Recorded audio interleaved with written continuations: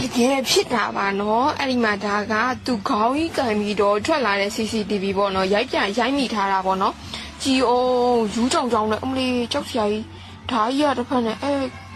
အမလီအယုတ်ခေါင်းကြီးမှန်နေလားမသိဘူး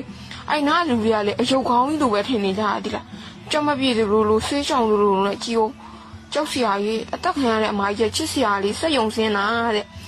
ခလေးလေး2ယောက်ရှိရလို့ပြောတန်ကြတဲ့သူကဟိုဒီနေကန်တော့မဟုတ်ဘူးเนาะအိမ်လာငားနေတာတဲ့တနာလိုက်တာရှင်ကျမတို့မော်ဘီမှာလည်းအဲ့လိုမျိုးကြီးဖြစ်ရစိတ်ထဲမှာမကောင်းဘလို့ကြီးမအောင်မသိဘူးရှင်ထဲမှာရင်တုံသလိုကြောက်သလိုတော့ဖြစ်မလို့ကိုယ့်ကိုမလုံးညုံသလိုတော့ခံစားလာတယ်ကြည်ုံအဲ့တိုင်းလမ်းလျှောက်သွားတာရှင်ကြည်ုံ